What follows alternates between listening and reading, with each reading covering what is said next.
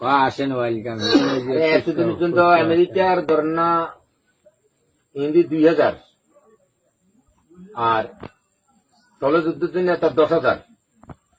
এগুলোর লগে এতদিন যুদ্ধ করছে ইরানের যেগুন রানিং ডিউটি করে এগুনে তার রিজার্ভ যে 10 লাখ, সেই 10 লাখ নামা রেখে এখন প্রত্যেক জায়গায় জায়গায় মোতায়েন করছে। রাষ্ট্রের খবর এখন জায়গায় জায়গায় মোতায়েন করছে। যদি আমেরিকা পুরুষ করে স্থলযুদ্ধে ঢুকি যায়, ঢুকি গেলে জায়গায় জায়গায় এখন মোতায়েন করে সে স্থলযুদ্ধে এখন রাখতে পারলে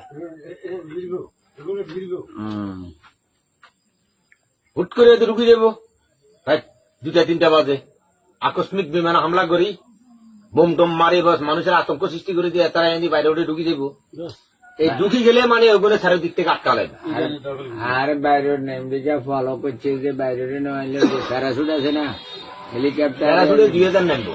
প্যারাসুটে নেই, এটা তো বলি যে প্যারাসুটে 2000 নামবে এবং এই 2000 প্রথমে প্যারাসুটে বিমান তো নামতে নামতে 2000 প্রথমে আক্রমণ করবো, এলো পাতাড়ি গুলি করবে, এগুনে যাতারা বোম মারিব, এরপরে যে এরা মাটিতে নামবো।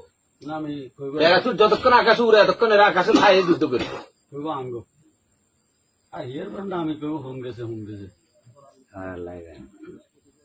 আর কালিয়া দেখলাম আমি এই জায়গার যুবক শ্রেণীর যে সমস্ত পোলা পাইন এগুন স্বইচ্ছায় সরকারের কাছে আইয়ে সেনাবাহিনীর কাছে আইয়ে ট্রেনিং এর জন্য যুদ্ধ করার জন্য লাখ লাখ পোলা পাইন আইতে আছে।